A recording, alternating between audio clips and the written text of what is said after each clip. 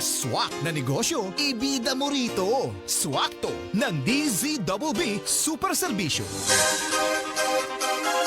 Swakto! Swakto! Swakto! Kung ang food cravings mo ngayong wet season o rainy season ay sabaw, tiyak na marami rin ang may gusto ng ramen katulad ko mga kapuso. Kaya naman ang kababayan natin sa Australia na si Christian Abad may naisip na kakaibang negosyo. Ang kanyang ramen na Happy Bowl frozen! Kaya on the go mga kapuso. Alamin nga natin ang swaktong kwento sa swaktong negosyo ni Christian na nagsimula lamang sa 5,000 piso ang kanyang Happy Ball. Christian, good morning! Good morning, Miss Nori. Ako pala si Christian Abad, owner ng Happy Bowl Manila. That's our Facebook page. Good morning sa lahat na nakikinig ng DZBB. Magandang umaga, Christian. Magandang umaga po. Maraming salamat sa pagtanggap ng aming imbitasyon para ibahagi ang iyong kwento, Christian. Christian, ikaw ay taga-Australia. Ilang taon ka na sa Australia? More than 10 years na rin po. Siguro almost 12 years na rin. Pero recently, parang 2 years ago, nag-decide kami bumalik sa Philippines. Kasi masaya sa Philippines. So habang nasa Australia kayo, pakikwento nga yung buhay ninyo na buhay mo doon sa Australia, Christian. Ang buhay po namin sa Australia, parang normal lang din na living abroad. Work lang din, saka bahay. Then, yung friends, yun lang din, parang paulit-ulit lang din everyday. Hindi siya. Kaya nag-decide kami umuwi ng Philippines kasi dito kasi ang daming pwedeng gawin eh. Tsaka ang dami mong friends din, relatives na pwedeng mapuntahan. So paano mo naisipan itong negosyo mo na ramen? Yes po. Go ahead, Christian.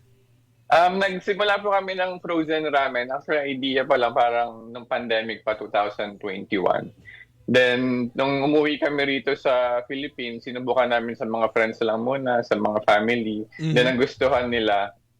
Tapos yung idea naman niya, kasi sobrang madali i-prolong yung shelf life ng frozen. Hindi mo kailangan ng mga preservatives. Ang preservation way yung frozen. Kaya mas maganda siyang, alos lang siya, fresh siya kainin. Pagka sinerve mo siya, almost the same lang siya ng sa mga traditional, conventional na ramen shop din. Ikaw ba mahilig mismo sa ramen?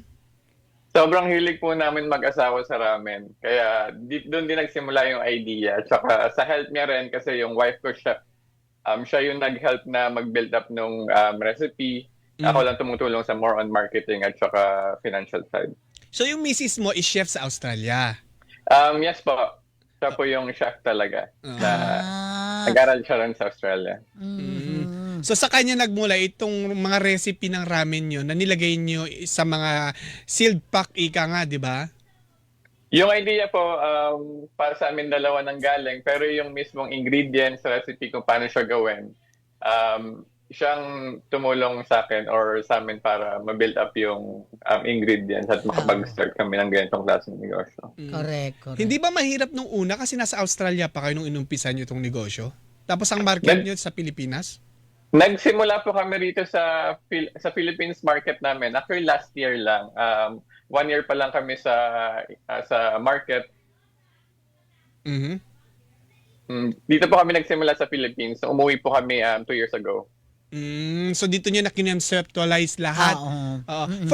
Tama po kayo. For good na ba kayo sa Pilipinas? Siguro po long term kasi may choice ka rin naman na magbumalik anytime pero dual kasi kasi sila yung heart namin nasa Philippines talaga tsaka relatives and friends. Dito masaya. Nabanggit namin 5,000 yung puhunan. Ganon kaliit yung puhunan para sa ganitong klaseng negosyo? Ano yung mga na-produce nyo sa ganong klaseng puhunan, Christian? Tama po kayo. Nag-start lang po kami ng 5,000 pesos. Actually, Sir Tuti, yung 5,000 pesos, extra lang yun lang yung natira lang sa mga gifts sa amin sa wedding. After kasi ng wedding doon kami nag-start. Nung may 5,000 pesos kaming natira, nag-decide kami mag-stay dito sa Philippines. Kasi peso pa eh. Sabi ko, gastusin na lang natin. Tapos nag-come up kami ng ganitong idea. Yung 5,000 pesos, marami na siyang nagawa eh. Nakagawa na kami ng at least 30 pieces na packets. Tapos nag-start kami sa mga friends and so on. Nag-build up na rin sa market, sa community. Mhm. Nung inumpisa nyo yung negosyo nyo, Christian, kasi hindi naman lahat is aware sa ganitong klase ng negosyo, no? Kasi pag sinabing ramen, mas masarap ayun na yung inihahain na ng mainit na sabaw. Eto, paano nyo na overcome yung inintroduce yung ganitong klaseng negosyo na parang noodles lang inapak eh? Tama po kayo. Actually, ibang atake or ibang way naman yung ginawa namin dahil frozen siya. Actually, parang similar lang siya na nag-freeze ka ng pagkain sa ref, sa freezer, tapos kakainin mo the next day. At saka ang target kasi namin yung convenience. Yung convenience at saka yung lower price para maraming makabili, maraming makatikim ng kung ano yung traditional ramen na flavor. Kasi hindi rin malayo sa panglasa ng Filipino sa ngayon yung Japanese ramen. Kasi ang dami na rin nakapag-travel abroad. Oh, correct. Na gusto na rin matikman dito. At saka ang Pilipino napakahilig sa ganyan. Yung, Correct. 'di ba? Exploring. Tama Nung po hindi kayo. pa Christian ang ramen sa Pilipinas, ang lokong-loko tayo sa mga mami. Mami, 'Di ba? tama po kayo. 'Di ba? Opo. Naalala ko noon bata ko, alam mo ba yung sa kanto-kanto lang na mami? Tapos Opo. 'di ba? Tapos yung noodles na kulay dilaw. Oh, Opo. na binili. Yung egg noodles. Yes, na Opo. binibili sa palengke, anak. Tapos nilalagyan mo lang ng karne o kaya ng himay ng manok. Tapos yung sabaw doon nagkakatalo. Siguro yan din ang Tama po. sikreto nyo sa inyong sa inyong ramen, Christian, yung sabaw. Di ba? Doon Tama po nagkakatalo kayo. ang mga ramen eh, Toots. Baka gusto nyo i-share paano nyo ba Hindi ginagawa pwede yan? i-share, secret. Malay mo gusto niya. Okay lang din naman po i-share. Kasi happy rin kami mag-share sa mga kung ano yung experience namin at nalalaman namin. Para sa mga tulad ng ganitong programa, makakuha din yung mga manonood natin o makikinig ng mga, para makapag-start din ng sariling business. Correct. Yung ramen po namin, wala po pinagkaiba sa traditional na way ng ramen. Medyo matagal siya, matrabaho siya. Pero dahil sa pag-freeze ng ganitong way, kasi 8 hours po naman pinapakuluan yung broth para makapag-produce ka ng isang flavor. Lasang-lasa na yun, 8 hours. Oo. Opo, Ganun ang kaya sa- ramen eh. Totoo po kayo. Parang nagkakatalo din po talaga yan sa, tama po si Miss Nori na sa sabaw lahat. Pero para sa akin po kasi, yung flavor po very subjective eh. Kasi minsan sa ibang tao masarap yung matamis, yung iba naman masarap yung maalat. Oo. At saka yung iba, Christian, gusto nila yung sabaw na malapot, Ako di ba? yan. Tama po. Ako ayoko yun. Yung parang, Gusto ayoko ko yung yun. malapot. Meron namang iba gusto na malamnam na malamnam. Tama po. Oh, pero meron namang middle. Doon ako sa Opo. middle. So, meron din bang ganong choices sa ramen nyo, Christian? Happy ball. Oo, Opo. sa Happy Doon na- Bowl? Opo, doon na po pumapasok yung variety ng flavors namin. Meron po kami na creamy tonkotsu, yung pinaka-bestseller. Yeah. Tapos meron din po yung mga malalabnaw na sabaw tulad ng miso, butter miso. Yes. Saka po yung mga garlic. Actually, hindi lang po kami ang name po namin, Happy Bowl, hindi lang po kami nagpo-focus ng ramen. Kasi sa business kasi kailangan mo mag-innovate. Meron na po rin po kami na Malaysian laksa. Wow. Wow! Isa rin So, na po lahat namin. may mga sabaw yung Isa rin produkto yan, nyo. mami. Sarap Tama din. po. Oo. Tsaka, so on din po, lalabas din po yung Vietnamese spa namin. Wow! Di ba? Tingnan mo yan, Christian, gaano kahalaga yung pag-elevate ng inyong negosyo? Nagsimula kayo sa ramen, tingnan nyo, meron na rin kayong laksa. Tapos, Yung tama yung tanong ni Toots eh. Kasi parang ganito yan eh. Yung konsepto na pag puro ramen ka, baka magsawa. So Totoo po. dapat, meron ka ulit na isa pang produkto na pwede nilang pag nagsawa sa ramen, dito siya pupunta. Sa laksa Tapos, naman. gagawa ko ulit pagkaano. So magdadagdag ka na naman. Ganun ba yung konseptong yung Christian? Totoo po yun. Actually, binibase din po lahat sa sales eh. Kasi ang business naman po journey yan eh. You keep on innovating talaga. It takes time talaga. Kaya kung may stock lang po kayo sa isang flavor, baka magsawa rin yung mga tao. At saka para makita niyo po yung lahat ng palette. Na hindi lang doon sa pang maalat, gusto rin yung mga maaanghang, gusto naman yung mild lang. Para covered po lahat ng Haba pinapanood preference ng ko. mga Pilipino. Correct. Habang pinapanood ko, sa Facebook Live natin mga kapuso, may piniplay so, kami. ngayon, yung negosyo nyo, maa-access siya through social media lang. Christian, o meron kayong physical store? Distribution sites, meron din yeah. kaya? Tama po kayo, Sir Tuti. Meron po kaming 3 distribution center. Kung galing ka sa North din manggagaling yung order mo. Sa South naman, meron din kaming distribution sa South. Pati meron din kami sa Middle. Para po ma-shorten yung fee, yung delivery fee. At saka ma-shorten din mapabilis yung delivery, makarating din po sa bahay nyo agad from our distribution Usually, center. yung isang pack na yon, yung pinapakita na frozen na ramen, magkano yun ibinebenta, Christian?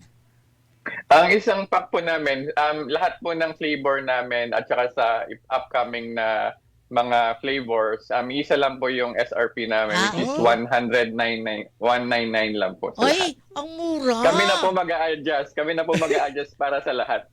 Talaga? Taray. Ang mura. Tapos, pero ano yan, yung 199 mo, presyo yan para sa distributor mo o yung sa mga talagang o-order sa'yo? Sa lahat po ng order. Sa lahat yun ng po order. yung base price po namin. At saka yung pinagmamalaki po namin, serving din namin. Kung ano yung serving na makukuha mo sa traditional na shop, ganun din yung serving namin or a little bit more pa. Very generous po kami sa ingredients. Pero kung open ka for distribution, iba ang rate na binibigay niya sa kanila para makakapagpatong sila, di ba? Tama po kayo. Meron po kaming rebranding. In-offer po namin yung rebranding or kung sino man yung gusto makapag-start din ng sariling business. Pwede nilang gamitin yung product namin as their own brand. They can put their own logo and everything po para ma-market nila ng maayos. Then, bibigyan po na may wholesale price po kami para doon. Yung rebranding na nasabi mo, Christian, magkano yung initial na pwede naming ihanda? Kasi si Mami Nori gusto daw niyang gumawa din na ganyan. Nori Ramen. Oo. Nori. Oo ba? Nori. Diba? Ang rebranding po namin or yung wholesale price po namin, nag-start po siya ng 169 siya sa lahat din ng flavor. Para tapos kayo na po bahala, depende po sa area nyo, kung paano nyo po ima-mark up. Okay na yun, di ba? Okay na rin. Tapos kayo na rin ba magpro-produce ng may logo na pack? Yung Hindi. nakapacket na po lahat. Bali Nakapacket, yung, pero ikaw ang magbahala sa sticker mo, Sticker di na ba, lang. Christian? Tama po kayo. Tama po kayo. Kung Kasi magka-plain. po, iba-iba pong design yung gusto nila, iba-ibang klase ng logo, iba-ibang Tsaka baka gusto mong packaging lagyan- po yung mga Oo. Baka gusto mo lagyan ng ribbon, tuti. Diba? Di ba? Sa packaging din Pwede yan, rin di ba? Oo, Tapos yung 169 na yun, Christian, ilan yung maximum na order? Para sa rebrand. Minimum po namin na order for rebranding. 20 pieces lang naman po. Ang liit. Ay, ang liit Sa lang, maximum pwede. Starting Opo. pack nga. Di ba? Starting Oh. back na rin po. Maganda rin po kasi yung konti lang muna yung mabili nila at saka matry muna yung market nila sa area nila. Kaysa po bumili sila ng bulk, tapos baka hindi mahirapan naman silang i-sale. Kaya ganun, very po kami, I'm supportive sa mga Correct. lahat ng mga Oo. gustong mag-rebrand po na sa amin. Correct.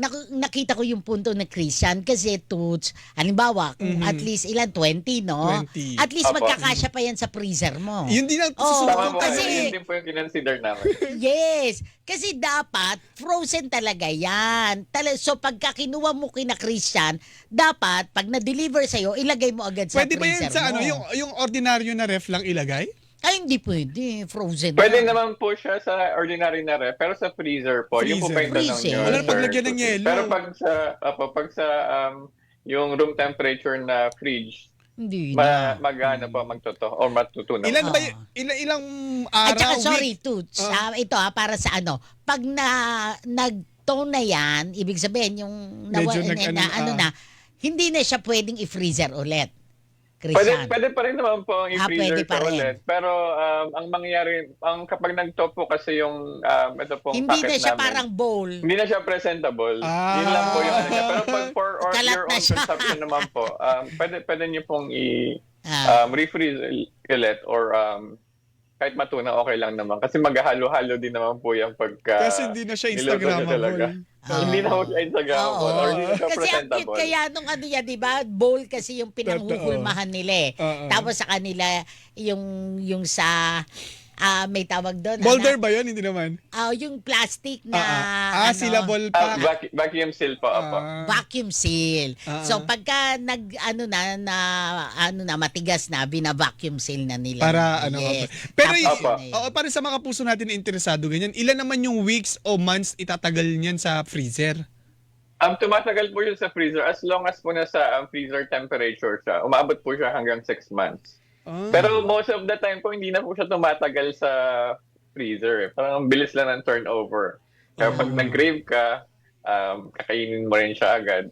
Kasi dahil po frozen food siya. At saka, yun na po yung preservation mo eh. Wala po kaming any additives or preservatives na nilalagay. So ang Happy Ball sa ngayon, Sir Christian, ilan na yung flavors na ino-offer ninyo? Tapos, dun sa rebranding, mix din po ba yun? Assorted?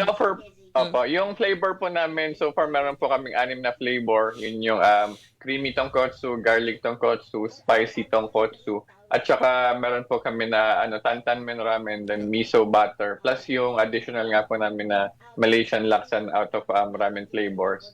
Tapos po, lahat po ng mga gustong bumili or rebrand or kahit consumers lang, kahit anong flavor po na prefer nila, pwede po nilang kuhanin sa amin. So sila mamimili kung ano yung gusto nila. Kung mas marami, Tama po. kung mas marami yung tantamen, pwede ganon. Tama po kayo. Opo. Sa ganyang klase ng negosyo, Christian, ano na yung mga na-encounter yung problema at paano nyo itong na-overcome? Ang unang-una pong ang problem namin, actually bago po mag-start kasi meron po kami, gumagawa po ako ng business plan. May business plan lahat naman po ng mga negosyo. Doon yung po makikita lahat ng risks, lahat ng challenges. Then yung unang-una pong main challenge namin, dahil po frozen siya, paano namin mapapabilis yung delivery? Kasi nga po, dahil matutunaw siya, hindi siya pwedeng tumagal sa biyahe or sa delivery. Kaya ang naging solution po namin doon, yung distribution center. Kasi kung ano po, tumawag ka po sa amin or umorder ka sa amin, kung saan ka pinakamalapit, doon namin siya ibabato yung order. Tapos doon din po manggagaling. Para ma-shorten, unang-una po yung delivery. Para pati po mapabilis din yung delivery from our store to door po. So saan yung mga distribution center ninyo, Christian? Pwede mo banggitin? Meron po kaming distribution center sa Cubao.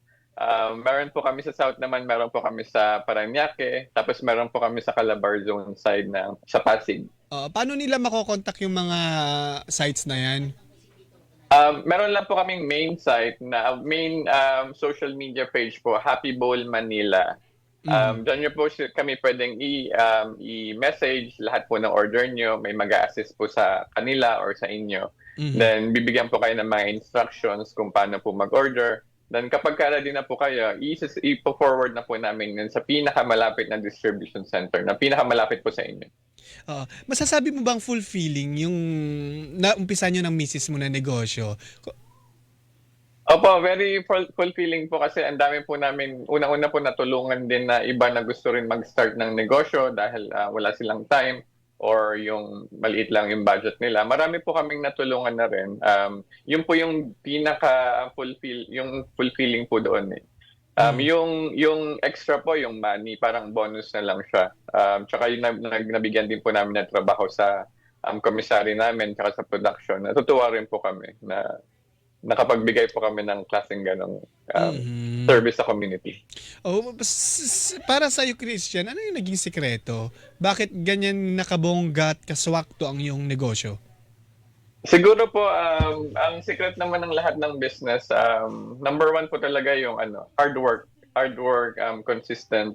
Tapos po, yung precision, saka yung innovation po. Yung tatlong yun, number one, po yun, pinaka-importante sa negosyo. Then, tsaka po yung ano pa bang, siguro po yung pinaka-best sa lahat, very consistent lang po lahat ng flavor namin. Kung nasarapan sila, binimake sure namin na susunod na order nila, yun pa rin. Pati competitive price din. Tapos, Christian, from 5,000 na puhunan mo, magkano na ngayon yung kinikita ng Happy Ball? Per month? Per month po, umabot na po kami ng siguro po almost 1,000 or sabihin nyo na pong 150 to 200 sales every month. Yun na po yung inabot namin. From 5,000 pesos na puhunan, ngayon po, nakarating na rin po kami sa ganun. Salamat din po sa taas na Totoo. So guide. ilang pack sa isang buwan na yung napoproduce ng Happy Ball? Per day po, actually hindi ko po na-account sa per month eh. Pero per day po namin, ang production po namin per day, nasa around 170 to 200. Ang dami. Talaga? Every day. Yun po yung kailangan namin i-produce para po makater yung mga nag-order at saka yung mga nagre-rebrand din sa amin. Para po pag umorder sila, walang delay. Correct. So Sayang naman din po kasi yung sales ng mga rebrand. So may sarili na rin kayong komisari. Yes po, meron po kaming sariling commissary. Para Dati po sa ganito. dati sa bahay nyo lang ba? Nagsimula po kami sa bahay. Pero sandali lang din po kami, parang weeks lang din. Pero nung nagkaroon po kami ng market traction, nung napapansin na namin na ang ma-order na sa amin hindi na lang kaibigan, doon na po kami nag-start na mag-put up ng commissary. Kasi po, depende rin sa target sales namin. Kasi ang target sales namin ito. Kaya kailangan din namin mag-hire or maglumipat na ng pwesto. Correct. Totoo talaga, Mami, no? Ang unang audience mo, yung kaibigan at pamilya na. Oo naman. Totoo po. Kaya yung mga pag pinapatikim kayo ng negosyo, huwag kayong plastic na masarap kahit hindi naman. Sabihin Opo. nyo, para Totoo po ma-enhance yan. pa nila lalo yung negosyo nila. Tama Diba, po. Christian? Constructive criticism po yung tawag doon. Totoo. Opo. Anyway. Wala pong personal doon. So Christian, sa mga gustong mag-rebranding at mag-order lang, consumable lang ng iyong negosyo, paano nila kayo makokontak? Available po kami sa social media page po namin, Happy Ball Manila. Doon yan po kami ma-reach. At saka meron din po kaming, available na rin po ang Happy Ball sa Fisher Malls. Oh, sa Fisher. Saan sa Fisher Mall?